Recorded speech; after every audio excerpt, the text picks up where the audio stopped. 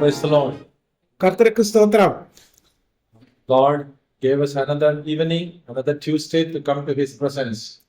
இன்னொரு செவ்வாய்க்கிழமை கர்த்தர் நமக்கு கொடுத்து நாம் அவருடைய நாமத்தினாலே கூடி வரும்படியாக நமக்கு அனுக்கிரகம் பண்ணி இருக்கிறார்.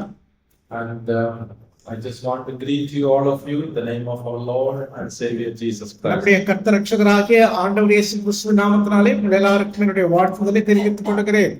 And many people did not come today. இன்னைக்கு அநேகர் வரவில்லை. You know why? ஏன் தெரியுமா? Because they did not read Jude.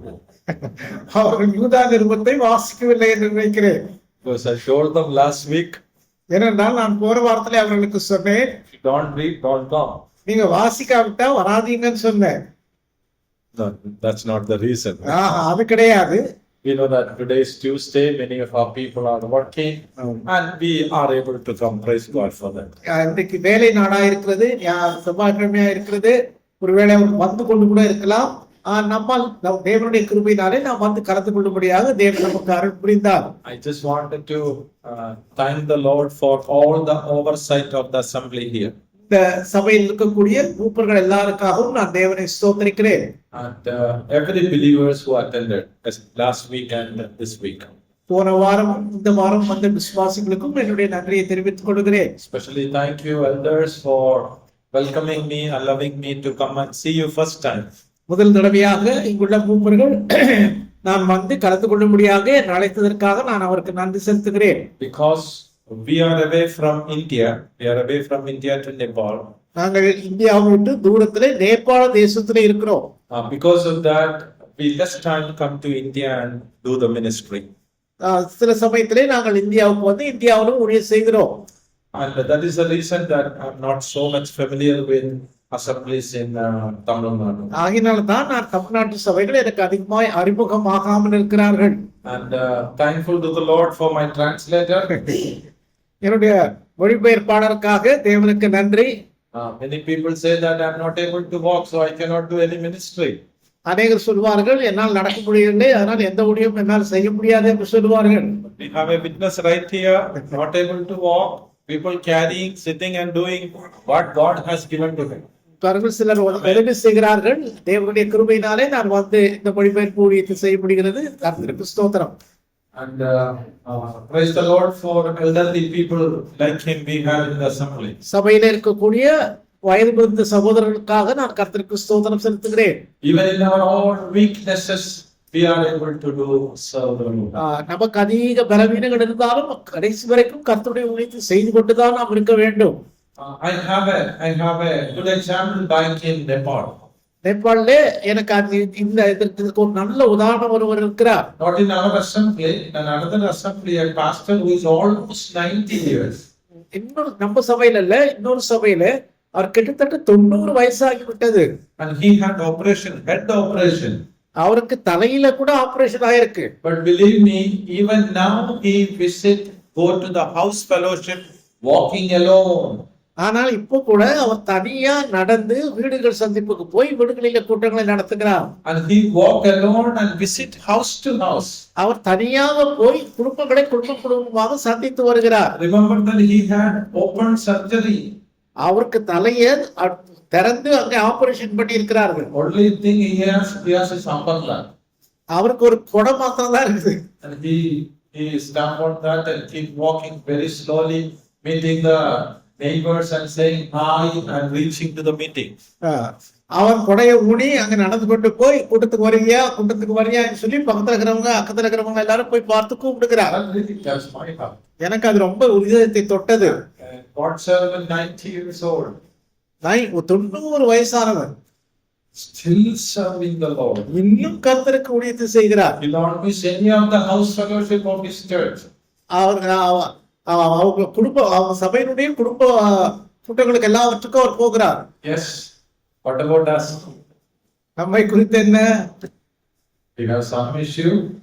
ஏதோ ஒரு வேலை இருக்கு. Satan always tempt us to take excuse. பாருங்க, சாத்தான் நம்மதான் இது இருக்குது அது இருக்குது எது இருக்குது எப்படி போவான்னு சொல்லி நம்மளை எப்பயாவது ஒரு சோதனையை கொண்டு வருவான். But we are all believe that when we are in the presence of God, we have a special grace and strength.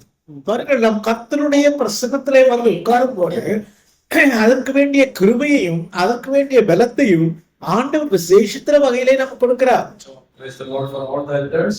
ஆகையினால எல்லா மூப்பர்களுக்கும் நான் கர்த்தருக்கு ஸ்தோத்திரம் செலுத்துகிறேன். My brother John was telling me that we got young elders nowadays. சகோதரன் John அவர்கள் சொன்னார், இப்போது புதிதாக மூப்பர்கள் சபையிலே வந்திருக்கிறார்கள் என்று சொன்னார். Praise the Lord, all the elderly elders and the new elders in the assembly today. ஆகையினால வயதான மூப்பர்களுக்கும் வாலிப மூப்பர்களுக்கும் என்னுடைய நன்றியை தெரிவித்துக் கொள்கிறேன். Let us come back to the book of Jude. இப்பொழுது நாம் யூதா நிருபத்திற்கு வருவோம். Our topic is, நாம் என்ன படிக்கிறோம் என்றால், we must contend earnestly for the faith. நமக்கு ஒரு விசை ஒப்பு கொடுக்கப்பட்ட அந்த விசுவாசத்துக்காக நாம் போராட வேண்டும் என்று சொல்லி பார்த்தோம். That's what Jude is encouraging, calling upon the believers. விசுவாசிகளை அழைத்து அவர்கள் இப்படிப்பட்ட காரியத்தை செய்ய வேண்டும் என்று சொல்லி யூதா அவர்களை உற்சாகப்படுத்துகிறார். Why that we need to earnestly contend for the faith?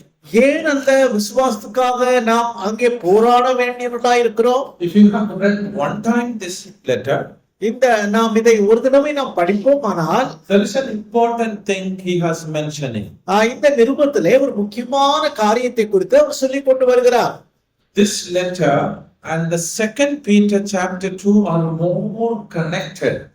இந்த நிருபமும் 2 பேதுரு 2ஆம் அதிகாரமும் ரெண்டும் நெருக்கமாய் இணைந்து காணப்படுகிறது. And Jude and Peter taking some Old Testament examples and showing us that we need to be very careful.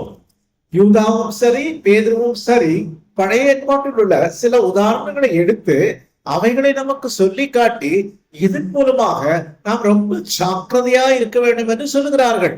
Jude verse 5, யூதா 5வது வசனமும் is talking about the people of Israel. இஸ்ரவேல் மக்களை குறித்து அங்கே நாம் வாசிக்கிறோம். Look at the verse 5. அந்த வசனத்தை நாம் பார்க்கலாம். Now I desire to remind you, though you know all things once for all, that the Lord, after saving a people out of the land of Egypt, subsequently destroyed those who did not believe. நீங்கள் முன்னமே அறிந்திருந்தாலும் நான் உங்களுக்கு நினைப்பூட்டுகிற விரும்புகிறது என்னவெனில், கர்த்தர் தமது ஜனத்தை எகிப்து தேசத்திலிருந்து வரப்பண்ணி ரட்சித்து பின்பு விசுவாசியாதவர்களை அழித்தார். Now remember that he physically saved them from the land of Egypt. அந்த மிஸ்ராயிம் என்று சொல்லப்பட்ட எகிப்து தேசத்திலிருந்து அவர் அந்த சரீரத்தோடு கூட அவர்களை காப்பாற்றி வெளியே கொண்டு வந்து விட்டார். But destroyed who did not believe. ஆனால் விசுவாசியாதவர்களை அழித்தார். Now he's talking about the people of Israel. இஸ்ரவேல் மக்களை குறித்து அவர் சொல்கிறார். Now look at verse 6. 6வது வசனத்தை பாருங்கள். It's talking about who did not keep their position, talking about the angels. பாருங்கள், இந்த 6வது வசனத்திலே தங்களுடைய ஆதி மேன்மையை காத்துக்கொள்ளாத தேவ தூதர்களை குறித்து அவர் சொல்கிறார். Where were the Devadut? Where were they? அவர்கள் எங்கே இருந்தார்கள்? Remember, they were in the presence of God. தேவ தூதர்கள் தேவ சன்னிதானத்திலே இருந்தார்கள். And we need to be very serious about it. அதை குறித்து நம்ம ரொம்ப ஜாக்கிரதையா நினைத்து பார்க்க வேண்டும். I'm not taking to explain everything. எல்லாவற்றையும் நான் விளக்கப் போகிறதில்லை. Number one, he was talking about his own people. பாருங்கள், முதலாவதாக தன்னுடைய சொந்த ஜனமாகிய இஸ்ரவேல் ஜனங்களை குறித்து யூதா சொல்கிறார். And verse 6 talking about God's angels who are with him. பாருங்கள், இரண்டாவதாக தேவ தூதர்கள் தேவனோடு இருந்தார்களே அவர்களை குறித்து சொல்லுகிறார். Now verse 7 says 7வது வசனத்துல என்ன வாசிக்கிறோம்? another event. இன்னொரு குழுவாரை பற்றி சொல்லுகிறார். It's talking about Sodom and Gomorrah. Sodom குமாரா பட்டணத்தார்களை பற்றி சொல்லுகிறார். Are you catching me? Following? புரியுதா உங்களுக்கு நான் சொல்ற அந்த காரியங்களை தெளிவா? This is the reason I said at least to read one time. So it is. அதுக்காக தான் நான் சொன்னேன், ஒரு தடவையாவது படிச்சுட்டு வந்தா நான் சொல்ல உங்களுக்கு நல்லா ஈஸியா புரியும். Now the people of Israel, இஸ்ரவேல் மக்கள், angels, தேவ தூதர்கள், Sodom and Gomorrah. Sodom Kumara Pattinathar. And when we read 2 Peter chapter 2, 2 பேதுரு 2ஆம் அதிகாரத்தை நாம் வாசிக்கும் போது saying even like this mentioned there. இதே மாதிரி சம்பவங்கள் தான் அந்த நிருபத்திலும் அங்கே அந்த அதிகாரத்திலே எழுதப்பட்டிருக்கிறது. And it says that who did not believe, they fall into destruction. விசுவாசியாதவர்கள் அங்கே அழிக்கப்பட்டார்கள் என்று சொல்லி அங்கேயும் வாசிக்கிறோம். So we believers supposed to be very serious about it. ஆகினால் விசுவாசிகளாகிய நாம் இந்த காரியத்தை குறித்து அதிக ஜாக்கிரதையோடு கவனிக்க வேண்டும். I was keen listening when our brother was praying. சகோதரன் ஜெபித்த போது நான் கவனமாய் கவனித்துக் கொண்டிருந்தேன். And he was adding one word which I understood. நான் அவர் சொன்ன ஒரு வார்த்தையை நான் விதமாய் புரிந்து கொண்டேன். And he was saying that Lord, last week we learned Christian life is a battlefield, it's not a playground. ஆண்டவரே, போன வாரத்திலே கிறிஸ்துவ வாழ்க்கையானது ஒரு விளையாட்டு மைதானம் அல்ல, அது ஒரு யுத்த களம் என்று சொல்லி நாங்கள் கற்றுக்கொண்டோம். See, that's a விளையாட்டு மைதானம், it's a யுத்த களம். That's clearly he was praying about. பாருங்கள், அவர் ஜெபப்படும் போது தெளிவாக இந்த ரெண்டு வார்த்தைகளே அவர் சொன்னார். See, we are in the battlefield. நாம் ஒரு யுத்த களத்திலே இருக்கிறோம். What is the expectation of our enemy? அப்போ எதிரிகள் என்ன எதிர்பார்ப்பார்கள்? Just shoot. உடனே நம்மள குண்டடிக்கணும் அப்படின்னு சொல்ல பார்ப்பாங்க. In any circumstances, shoot and kill us. எப்படியாவது மாட்டிக்கொண்டா போதும், ஒரே ஒரு குண்டு உடனே நம்மள க்ளோஸ் பண்ணிடணும். Therefore, realizing that we have enemy, நமக்கு ஒரு எதிரி இருக்கிறான் என்பதை நாம் உணர்ந்து கொண்டவர்களாய் வாழ வேண்டும். when we go for job, வேலைக்கு போனாலும் சரி, when we go for play, அங்கே விளையாட போனாலும் சரி, we go to do cooking in the kitchen, சமையலறையிலே சமையல் பண்ண போனாலும் we சரி, go to school or college, அல்லது ஸ்கூலுக்கோ காலேஜுக்கோ எங்க போனாலும் சரி, in any time our enemy is so close to us just to destroy our walking with the Lord. That is his ultimate aim. பாருங்கள், அந்த எதிரியானவன் என்ன செய்கிறார் என்றால், நம்ம பின்னாலேயே அவன் எங்கு போனாலும் வந்து கொண்டு நாம் கர்த்தரோடு கூட நெருங்கி வாழுகிறதை எப்படியாவது தடுக்க வேண்டும் என்று சொல்லி அவர் அப்படியே சுட்டுக் கொள்ள வேண்டும் என்று சொல்லி முயற்சி செய்கிறார். How serious that we need to live on. அப்படி என்று சொன்னால் நாம் எவ்வளவு ஜாக்கிரதையாக கவனத்தோடு வாழ வேண்டியவர்களா இருக்கிறோம். But you know what is happening today? ஆனால் இன்றைக்கு நடக்கிற காரியம் என்ன? It's okay. பரவாயில்ல, I am praying. நான் ஜெபம் பண்றேன், I'm reading Bible. நான் பைபிள் வாசிக்கிறேன், I'm trying to go to assembly. சபைக்கு நான் போகிறேன், We have all activities. எல்லா அந்த நிகழ்ச்சிகளில் எல்லாம் பங்கு பெறுகிறேன். I am giving to the Lord, offering, tithe, whatever. இந்த தசம்பாகமோ காணிக்கையோ எது பணம் கேட்டாலும் கொடுத்துடுறேன். I am supporting God's ministry. தேவனுடைய ஊழியத்துக்கெல்லாம் நான் உதவி செய்கிறேன். Praise the Lord. All things are good and the Lord will bless you. இவை எல்லாம் நல்ல காரியங்கள், கர்த்தர் உங்களை ஆசீர்வதிப்பார். Don't forget, ஆனால் ஒரு காரியத்தை மறந்து போகாதீர்கள். enemy is keen interested with us. ஐயா, நம்முடைய எதிரியானவன் நம்மை அங்கே தொடருகிறான். Now, Jude shown us 3 historical events. பாருங்கள், யூதா சரித்திரத்திலே நடந்த 3 முக்கிய சம்பவங்களை நமக்கு சொல்லுகிறார். Telling us நமக்கு சொல்லுகிறார், this is happened in the history. பாருங்கள், சரித்திரத்தை பின்னோக்கி பார்ப்பீர்களானால் இந்த 3 காரியங்கள் நடந்ததை நாம் பார்க்கிறோம். Don't take it easy. ஆகினாலே ரொம்ப லேசா இதெல்லாம் நினைச்சுக்காதீங்க. God saved his own people from Egypt.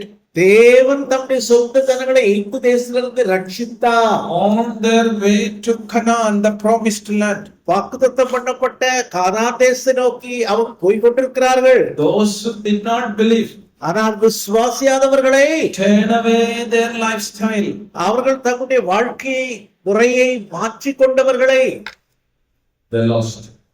என்ன நடந்தது? Not only that, he gave us 3 events. பாருங்கள், அவர் நமக்கு 3 சம்பவங்களை சொன்னது மட்டுமல்ல, There are 3 people also he mentioned here. 3 விதமான மக்களை குறித்தும் அங்கே சொல்லி இருக்கிறதை நாம் வாசிக்கிறோம். In verse 5, 6, 7, it is 3 events of the history. பாருங்கள், அங்கே 7வது வசனத்தில் வரும்போது சரித்திரத்தில் நடந்த 3 சம்பவங்களை சொல்லி இருக்கிறார். Clear? Are you following me? புரியுதா உங்களுக்கு? Now this is a Bible study. I think this is a Bible study, right? Yeah. It's a Bible study. இது வேத பாட வகுப்பு, And not preaching. நான் பிரசங்கம் பண்ணல. So I just want you to follow us. ஆகினாலே நான் சொல்றத நீங்க புரிஞ்சுக்கிட்டு பின்பற்றணும். Jude is mentioning 3 historical events.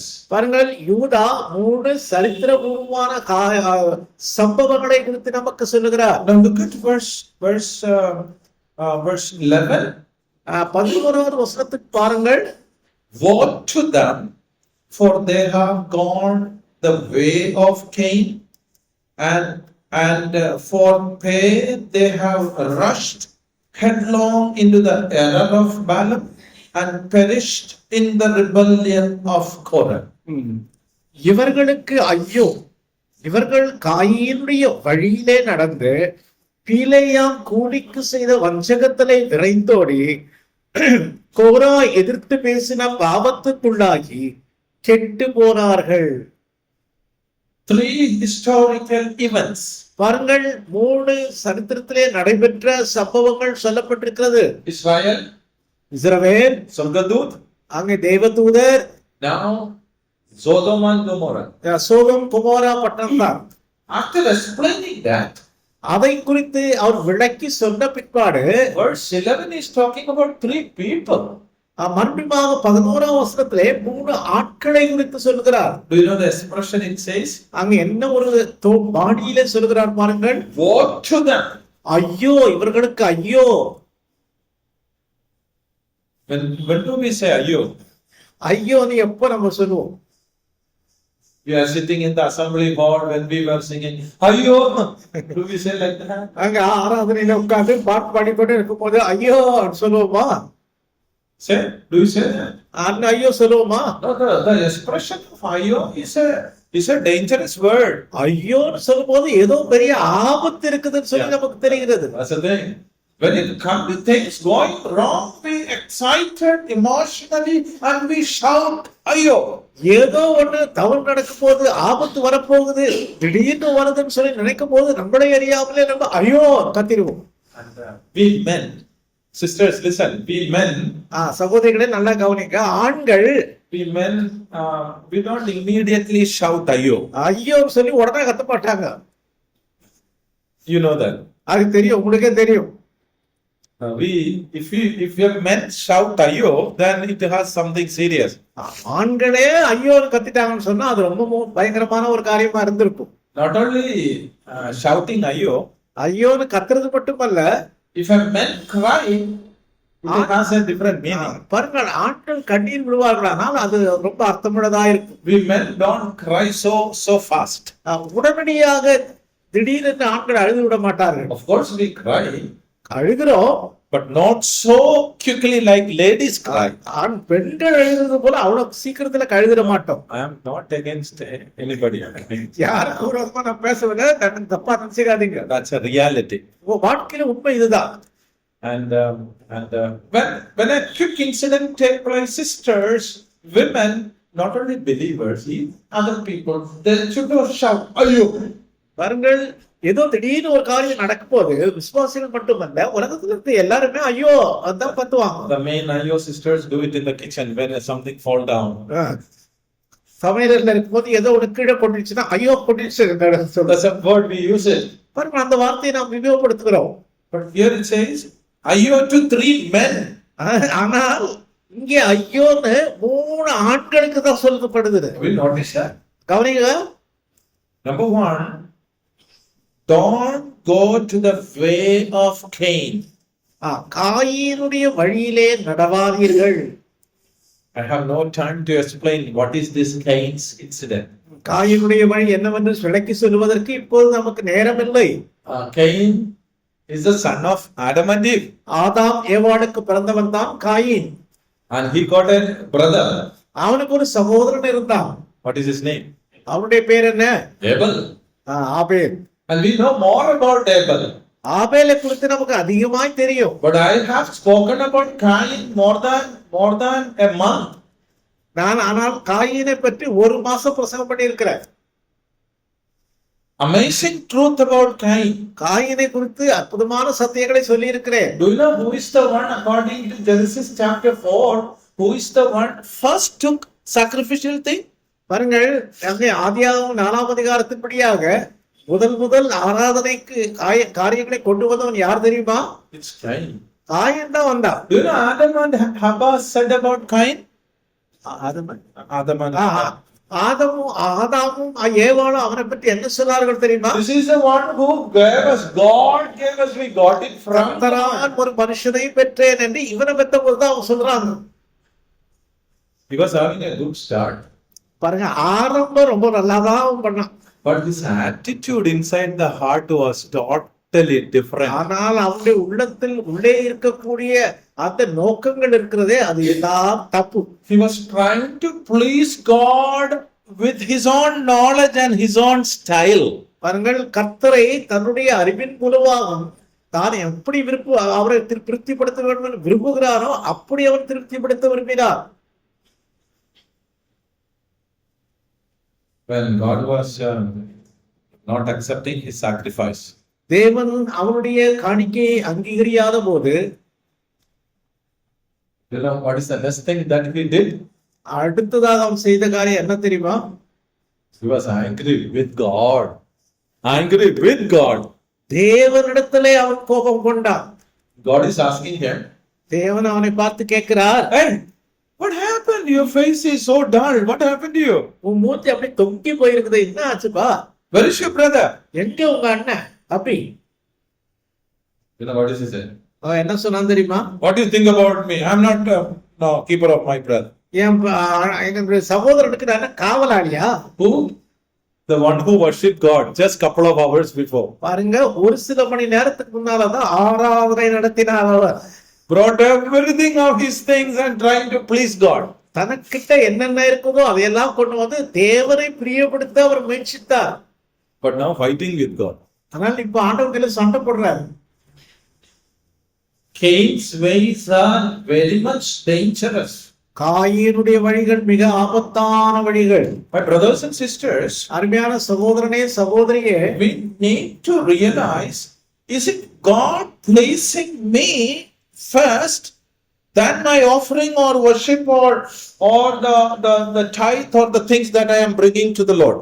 Is that God is placing me first in my life? பாருங்கள், நான் ஆண்டவருக்கு காணிக்கை கொண்டு வருகிறேன், தேவையான சில காரியங்களை கொண்டு வருகிறேன். அவற்றின் மூலமாக ஆண்டவர் என்னை பிரியப்படுத்த விரும்புகிறாரா? அதனுடைய நோக்கத்தோடு கொண்டு வருகிறோமா? When I bring some offering to the Lord, நான் கர்த்தருக்கு சில காணிக்கைகளை கொண்டு வரும்போது, is that my heart is pleased? I am pleased from God's sight or not? நான் அப்படியாக சில காரியங்களை ஆண்டவருக்கு கொண்டு வரும்போது நான் தேவனுக்கு முன்பாக பிரியமானவனா இருக்கிறேனா?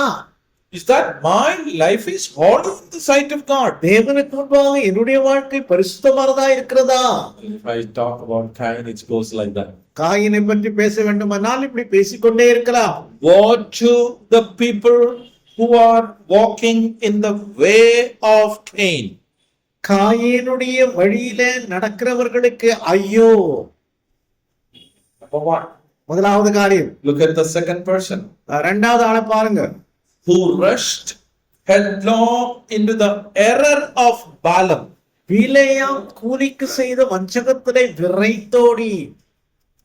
I don't want to explain. Time is running. நேரம் ஆகிறது, நான் விளக்கவில்லை. Number three. மூணாவதாக, The rebellion of Korah. கோரா எதிர்த்து பேசின பாவம். We can meditate. We can study about these three personalities. இந்த மூணு பேரை குறித்து நாம் பார்க்கலாம். Simple. Go to the Old Testament. Everything listed out. நீங்கள் பழைய ஏற்பாட்டில் போய் பார்ப்பீர்களானால் இந்த காரியங்கள் எல்லாம் அங்கு விளக்கமாக விரிவாக சொல்லப்பட்டிருக்கிறது. And that's even happening in the assembly. இன்றைக்கு அந்த காரியங்கள் தான் இன்றைக்கு சபையிலே நடந்து கொண்டிருக்கிறது. There are believers. We think that they are believers, but they are walking in the way of Cain. பாருங்கள், சில சபையிலே விசுவாசிகள் என்று தங்களை சொல்லிக் கொள்கிறார்கள், ஆனால் அவர்கள் காயினுடைய வழியிலே நடந்து கொண்டிருக்கிறார்கள். They are repeating the error of Balaam. அவர்கள் பிலேயாம் செய்த வேலையை தான் சபையிலே செய்து கொண்டிருக்கிறார்கள். For the material blessings. அதாவது உலக பிரகாரமான பொருளாதார காரியங்களுடைய ஆசீர்வாதத்துக்காக தான் சபைக்கு Heart வருகிறார்கள். is far away from God. அவர்களுடைய இருதயம் தேவனை விட்டு தூரத்துல விலகி இருக்கிறது. And like Korah, there are many people rebellious to God, rebellious to the authorities of the assembly. பாருங்கள், கோராவை போல எதிர்க்கக்கூடியவர்களாக தேவனையே எதிர்க்கிறார்கள். தேவனால் சபையில் ஏற்படுத்தப்பட்ட அதிகாரங்களை எதிர்க்கிறவர்களாக சபையிலே காணப்படுகிறார்கள். We need to be very careful about it. இந்த காரியங்கள் குறித்து அதிக ஜாக்கிரதையாக In all these events, one after another, நாம் இந்த சம்பவங்கள் எல்லாவற்றையும் ஒன்றன் பின் ஒன்றாக நாம் பார்க்கும்போது Judas is pressing. யூதா எல்லாவற்றையும் கொண்டு வருகிறார். Brothers, contend earnestly for the faith. அந்த நேரத்தில் அவர் நம்மளை பார்த்து சொல்கிறார், சகோதரர்களே, நீங்கள் ஒரு விஷயம் பெற்ற விசுவாசத்துக்காக நீங்கள் போராடக்கூடியவர்களாக இருக்க வேண்டும். Now listen to me. தொடர்ந்து கவனியுங்கள். We know that faith comes from hearing. விசுவாசம் கேள்வியினாலே, நாம் கேட்கிறதை கொண்டுதான் வருகிறது என்று நமக்கு தெரியும். That's what we read in Romans chapter 10. ரோமர்கள் நிருபம் 10ஆம் அதிகாரத்திலே அதை நாம் வாசிக்கிறோம். Faith comes from hearing. விசுவாசம் கேள்வியினாலே வரும்.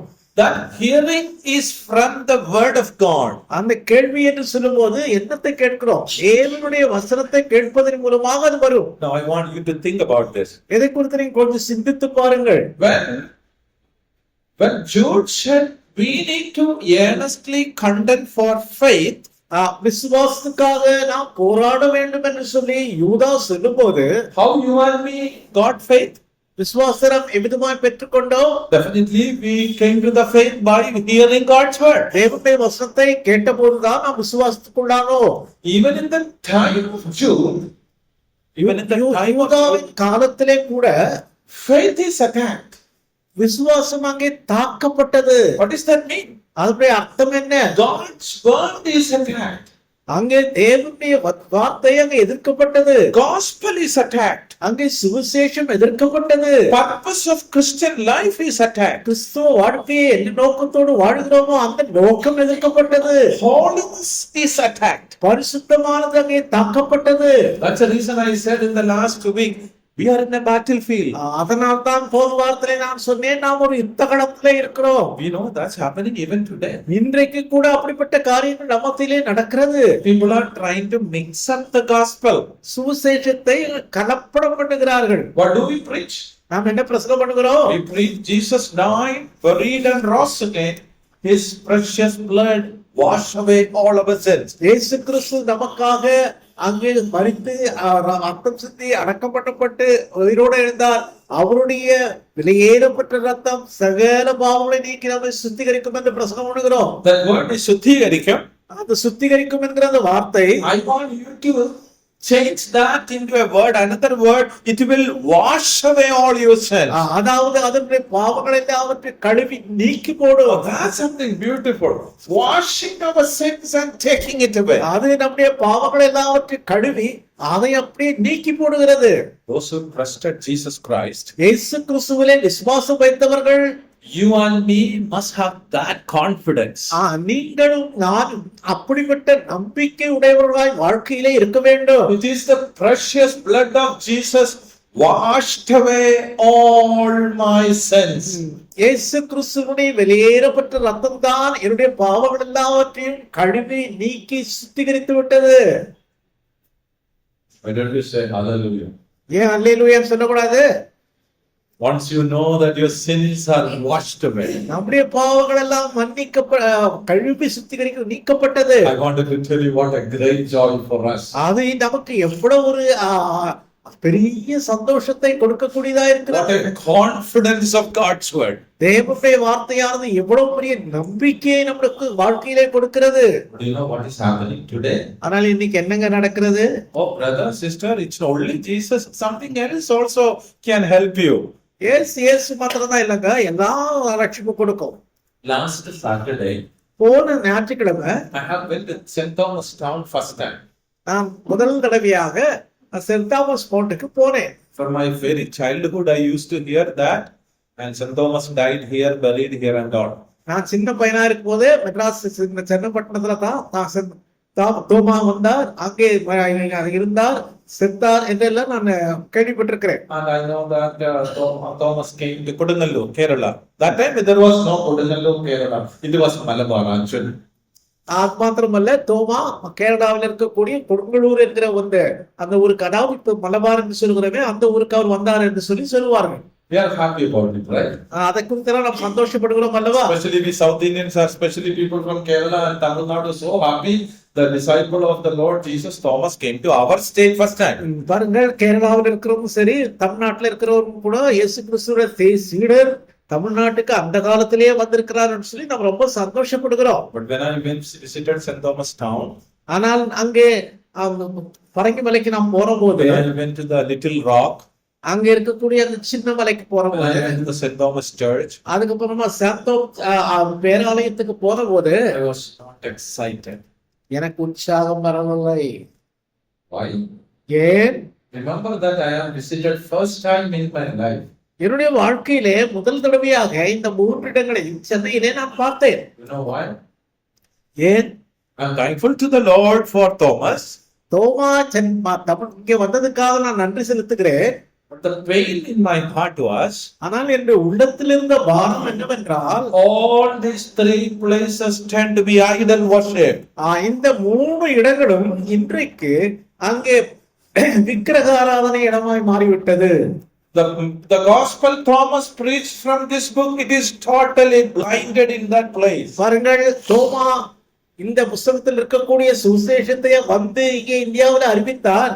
ஆனால் அவை அப்படியே அது இருளாக்கப்பட்டு விட்டது. They kept idols. They made a statue of Thomas and laid down and said, this is the place he was buried.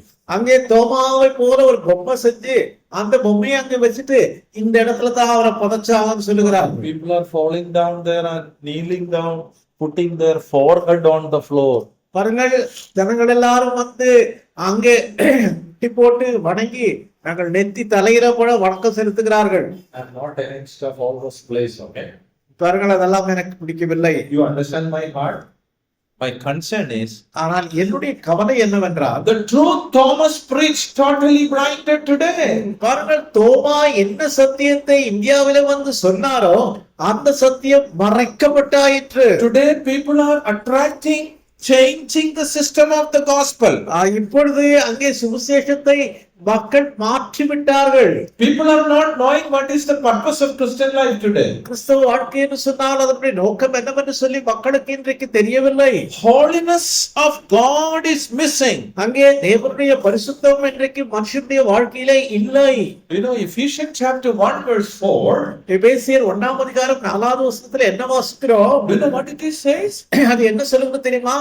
God before the foundation of the world have elected us. தேவன் உலக தோற்றத்துக்கு முன்னாக நம்மை தெரிந்து கொண்டார். You know for what? எதற்காக தெரியுமா? We are just happy with salvation. Election, when we hear about election, we are excited. Wow, God gave me salvation. தேவன் என்னை தெரிந்து கொண்டார் போது எனக்கு தேவன் ரட்சிப்பை கொடுத்துட்டார் சொல்லி ரொம்ப சந்தோஷப்படுகிறோம். And the last part of the verse we did not know. ஆனால் அந்த வசனத்தினுடைய கடைசி பகுதியில் என்ன வாசிக்கிறோம்? We say God elected us. தேவன் நம்மை தெரிந்து கொண்டார். God gave me salvation. தேவன் எனக்கு ரட்சிப்பை கொடுத்தார். I am in his eternal program. நான் அவருடைய நித்திய நிகழ்ச்சிகளிலே பங்குள்ளவனாய் இருக்கிறேன். Today I wanted to seriously tell you. ஆனால் ஒரு காரியத்தை நான் உங்களுக்கு மிக முக்கியமாய் சொல்ல விரும்புகிறேன். God elected you not just for salvation. ரட்சிப்புக்காக மட்டும் தேவன் உங்களை தெரிந்து கொள்ளவில்லை. Listen, that verse, complete verse says, அந்த முழு வசனத்தை வாசிப்பீர்களான்னு என்ன சொல்லுகிறது? God elected you, தேவன் உங்களை தெரிந்து கொண்டார், to be holy and blameless. நீங்கள் பரிசுத்தரும் குற்றமற்றவருமாய் இருக்கும்படியாக தெரிந்து கொண்டார். Can you ever thought of that? அதை குறித்து கொஞ்சம் யோசித்தீங்களா? We think that okay, I got saved, I am attending the assembly, everything is okay. ரட்சித்தார் சொல்லி ரொம்ப சந்தோஷப்படுகிறோம். When we are coming inside the assembly hall, we are holy. இங்கே உள்ள வரும்போது ரொம்ப பரிசுத்தமாயிடுவோம். Beloved, you and me supposed to be seriously take this word. அருமையானவர்களே, இந்த வசனத்தை நாம் ரொம்ப ஜாக்கிரதையா எடுத்துக்கொள்ள வேண்டும். God elected me to be holy and blameless. தேவன் நம்மை தெரிந்து கொண்டார் எதற்காகவென்றால் நாம் பரிசுத்தராகவும் குற்றமற்றவர்களாய் வாழத்தக்கதாக நமக்கு தெரிந்து கொண்டார். Let me say in this way. அதை நான் இந்த விதத்திலே சொல்ல விரும்புகிறேன். Salvation day by day supposed to grow to sanctification.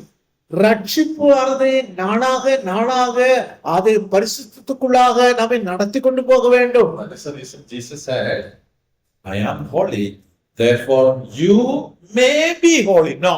பாருங்கள், ஆண்டவர் நான் பரிசுத்தராயிருக்கிறேன், கர்த்தர் நான் பரிசுத்தராயிருக்கிறேன், நீங்களும் ஒருவேளை பரிசுத்தராகுங்கள் அப்படி சொன்னாரா?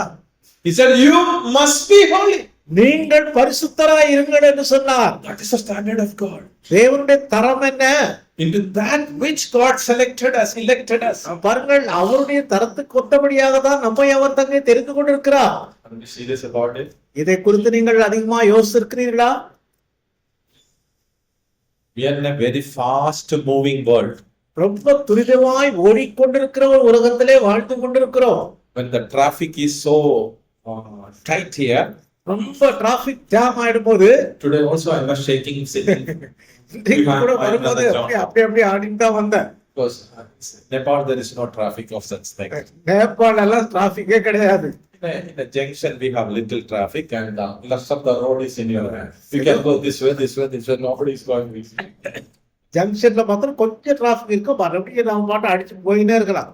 So sitting behind the bike and getting into the traffic, my brother was driving. I just moved and he said, no need to worry, you are safe. சகோதரங்க ஓட்டி கொண்டிருந்தா, நான் பின்னால இப்படி அப்படி இருந்தாலும் கூட சரி ஒண்ணும் பண்ணாதுன்னு சொல்லிட்டு தைரியமா போனேன். Heavy heart for me. It was a heavy heart for me. எனக்கு அது இருதயம் கொஞ்சம் துடிக்குது அப்போ.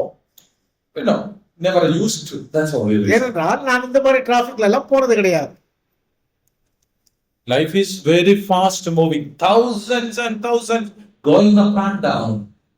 வாழ்க்கை ரொம்ப துரிதமாய் போய் கொண்டிருக்கிறது. ஆயிரக்கணக்கான பேர் கடந்து போய் கொண்டிருக்கிறார்கள். And all the system around us is the system of this world. பாருங்கள், இந்த உலக நம்மை சுற்றுமாய் இருக்கக்கூடிய முறைகள் இவைகளெல்லாம் பார்க்கும்போது இவைகளெல்லாம் உலகத்தின் முறைகளாய் காணப்படுகிறது. Beloved brothers and sisters, அருமையான சகோதரனே சகோதரியே, we are God's children.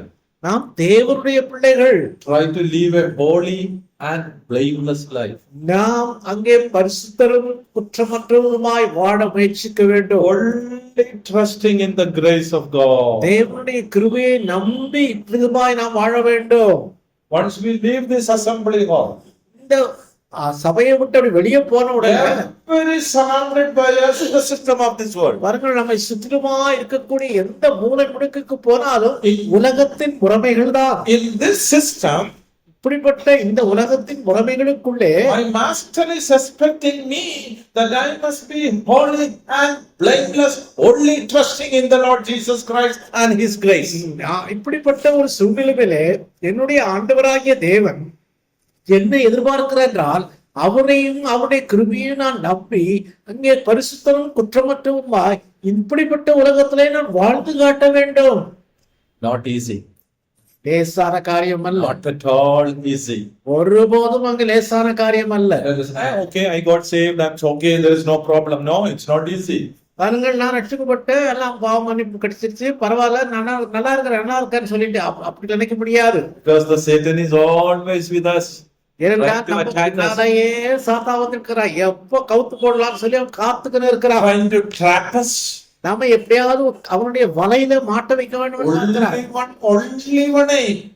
ஒரே ஒரு நோக்கம் தான், to break my personal relationship with my God. என்னுடைய தேவனோடு கூட நான் கொண்டுள்ள அந்த நெருக்கமான உறவிலிருந்து என்னை பிரித்தெடுத்து தனியே கொண்டு போக வேண்டும் தான் அவனுடைய நோக்கமா இருக்கிறது. It's not worried that you are having a big home. உன் பெரிய வீடு கட்டிட்டீங்கன்னா அதை பத்தி எல்லாம் அவருக்கு கவலை இல்லை. He's not worried about you have a good car. நல்ல கார் வாங்கிட்டானா அதை பத்தி அவருக்கு கவலை இல்லை. He's not worried that your children are outside. உங்க பிள்ளைங்களாம் வெளிநாட்டுல போய் சம்பாதிக்கிறாங்கன்னா அதை பத்தி எல்லாம் அவருக்கு கவலை கிடையாது. He has only have one target. ஒரே ஒரு நோக்கத்துலதான் உன் பின்னாலேயா வரான். Break my personal relation with my God. நீங்களும் நானும் நம்முடைய தேவனாகிய கர்த்தரோடு கொண்டுள்ள அந்த உறவை முறிக்க வேண்டும் என்றுதான் அவன் பின்னாலேயே வந்துகிறான். We will take it that so serious. ஆகினாலே இது ரொம்ப ஜாக்கிரதையாய் நாம் கவனித்து பார்க்க வேண்டும். Or do we, it's okay, fine, fine, do we take it in that way? எல்லாம் நல்லா இருக்குது நல்லா சரியா தான் இருக்குது அப்படியே போயிருக்கிறோமா? Content earnestly for the faith. விசுவாசத்திற்காக நாம் போராட வேண்டியவர்களா இருக்கிறோம். Now we are going to pause there. We are going to hold there. We are going to pause it. அதை நாம் பிடித்து கொள்ள வேண்டும். Then we are going to just to make a comma. Simply say we are just சரி, அத holding it on. அத அப்படியே பிடிச்சுக்கிறோம். அத வச்சிருங்க. அப்புறம் Now look at, we jump to verse 20. 20வது வசனத்துக்கு நாம் இப்பொழுது வருவோம். Verse 3 says, earnestly contend for the faith. 3வது வசனத்துல என்ன வாசிக்கிறோம்? அதற்காக நாம் அங்கே போராட வேண்டும் அப்படின்னு வாசிக்கிறோம். We are in a battlefield. நாம் ஒரு யுத்த களத்திலே போராட்டத்திலே காணப்படுகிறோம். Now look at verse 20. ஆனால் 20வது வசனத்துக்கு வாருங்கள். But you, beloved, building yourselves up on your most holy faith. நீங்களோ பிரியமானவர்களே, உங்கள் மகா பரிசுத்தமான விசுவாசத்தின் மேல் உங்களை உறுதிப்படுத்திக் கொண்டு பரிசுத்த ஆவிக்குள் ஜெபம் பண்ணி. 3, he is expressing that you need to contend for the most holy faith. பாருங்கள், 3வது வசனத்துல என்ன வாசிக்கிறோம்? நமக்கு ஒரு விஷயம் ஒப்பு கொடுக்கப்பட்ட அந்த விசுவாசத்துக்காக நாம் போராட வேண்டும் என்று சொல்லி அந்த வசனத்திலே பார்க்கிறோம். You know what is he twisting it into?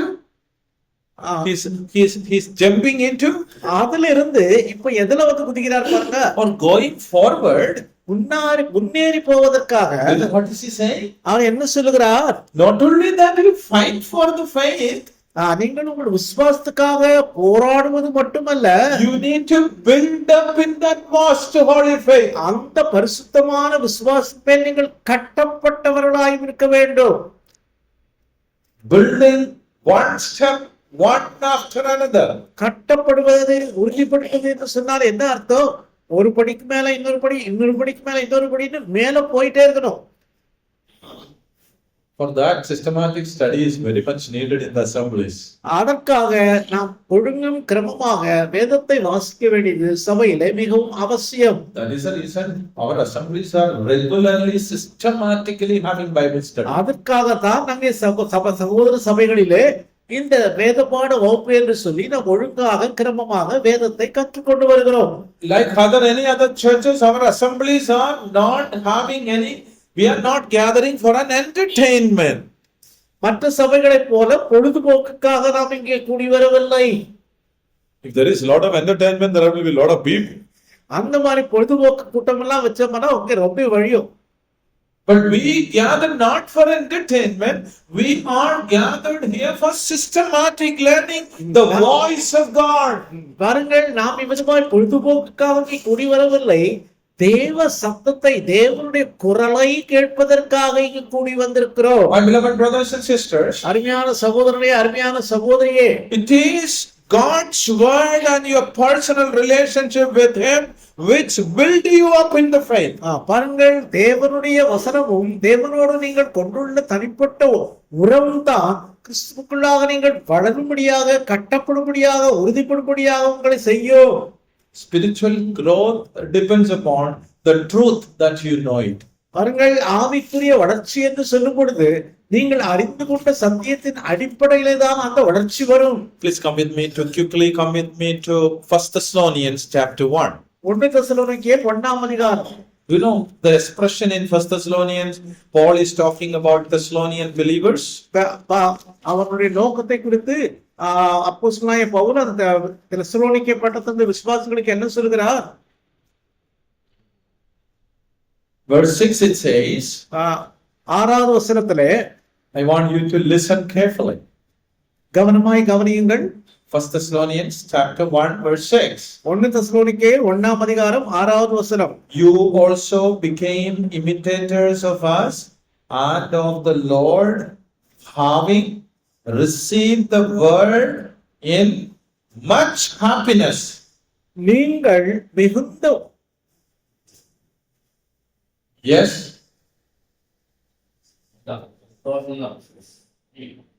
Yes.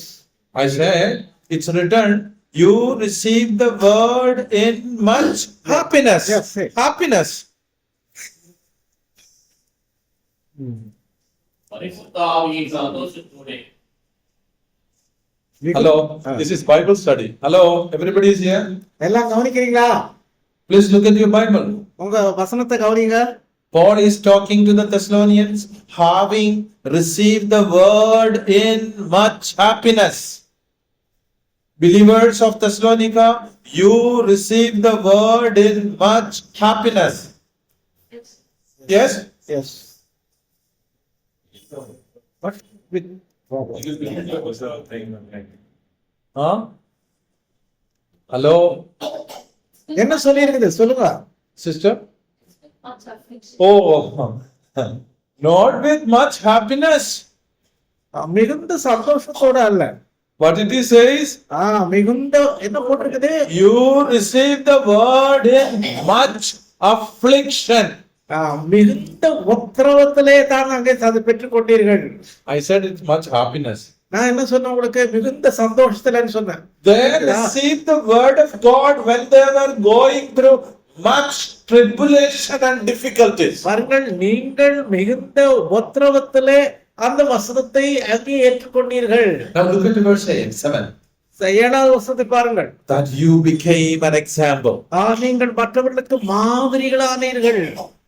When did they receive the word? அவர்கள் வசனத்தை ஏற்றுக்கொண்டார்களா? Not that everything was going on good. எல்லாம் நல்லா இருக்கும்போது வசனத்தை ஏற்றுக்கொண்டார்களா? They were going through much affliction. மிகுந்த உத்தரவத்திலே. But they become example people. ஆனால் அவர்கள் மாதிரியானவர்களாக காணப்பட்டார்கள். Message have gone through them. That's what verse 8 says. பாருங்கள், 8வது வசனத்தை என்ன வாசிக்கிறோம்? அவர்கள் மூலமாய் தேவ செய்தி அங்கே போயிற்று. See, when you study word by word, it's so catchy. பாருங்கள், வார்த்தை வார்த்தையா தனித்தனியா சரியா பார்க்கணும். We preach to you. நாங்கள் உங்களுக்கு பிரசங்கம் பண்ணினோம். You received that word. You received Christ when you were going through much affliction, tribulation, difficulties. மிகுந்த உபத்திரவம், மிகுந்த கஷ்டம், மிகுந்த கடினமான காரியங்களை கூடாக நீங்கள் கடந்து போகும்போது அந்த வசனத்தை நீங்கள் ஏற்றுக்கொண்டீர்கள். Now verse 8 says, the same word went through you. இப்போது 8வது வசனத்துல என்ன வாசிக்கிறோம்?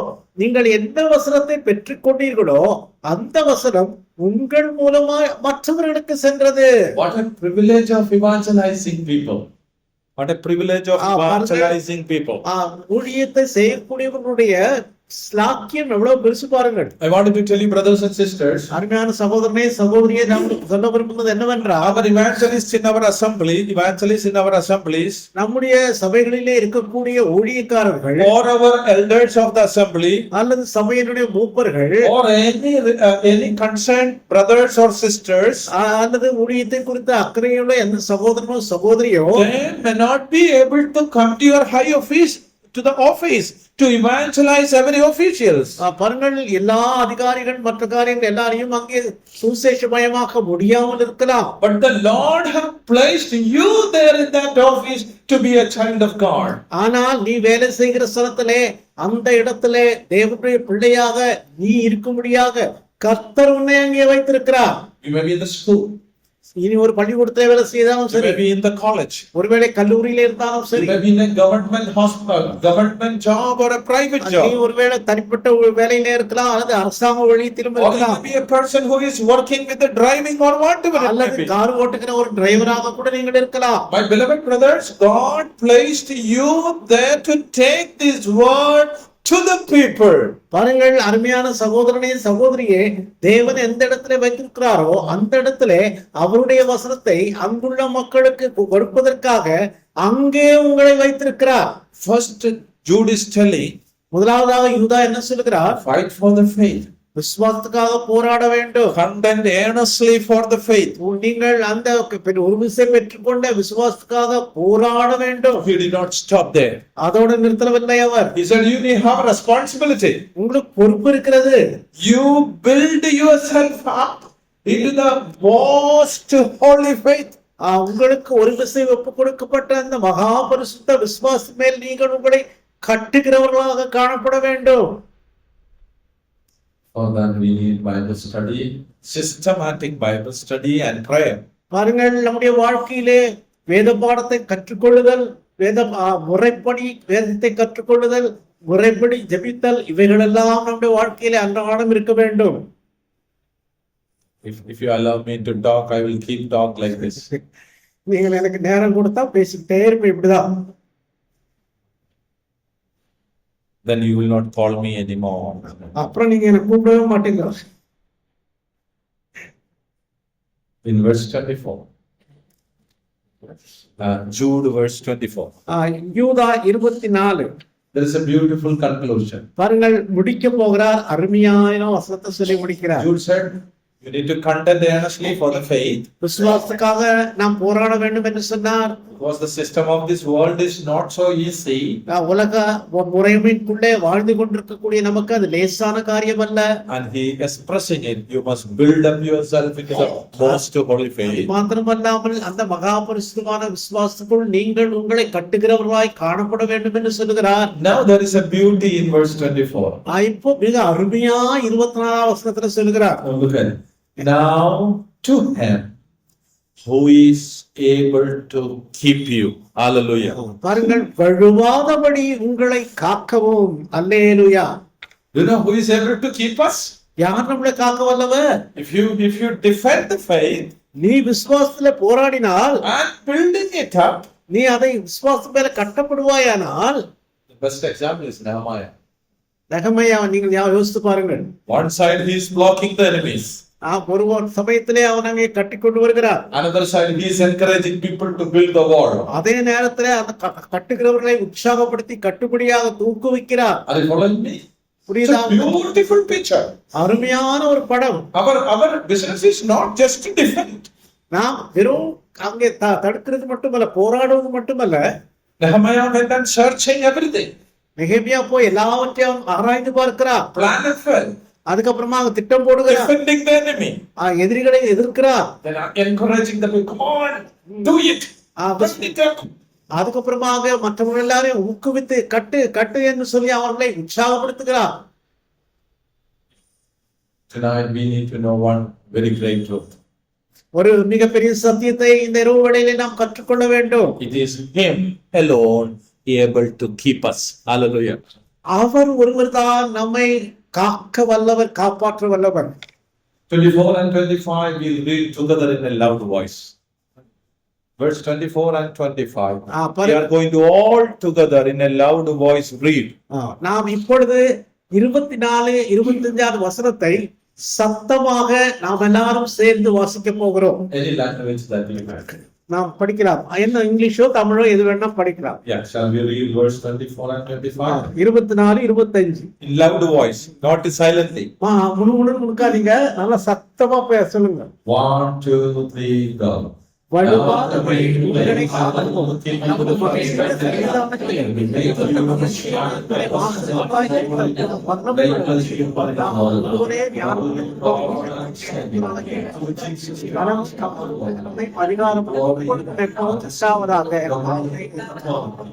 If we will all the time and now forevermore.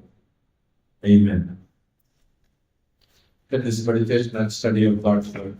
இப்படி நாம் தேவனுடைய வசனத்தை நாம் படித்து அறிந்து கொள்ள வேண்டும். Thank you so much once again for allowing me to come over here and have this wonderful sweet fellowship. இவ்விதமாக உங்களோடு கூட ஐக்கியத்திலே நான் பங்கு பெறும்படியாக என்னை அழைத்ததற்காக உங்களுக்கு நன்றி. And I'm so excited. ஏன்னா அதிக உற்சாகமா இருக்கிறது. Because I got some new friends again. ஏனென்றால் புதிய நண்பர்களை நான் இன்றைக்கு பெற்றுக்கொண்டேன். God bless you. தேவன் தாமே உங்கள் எல்லாரையும் ஆசீர்வதிப்பாராக. Build up your faith. உங்கள் விசுவாசத்திலே கட்டப்படுங்கள். Fight for the faith. விசுவாசத்துக்காக போராடுங்கள். And build up your faith. உங்கள் விசுவாசத்திலே நீங்கள் கட்டப்படுங்கள். Trusting one thing.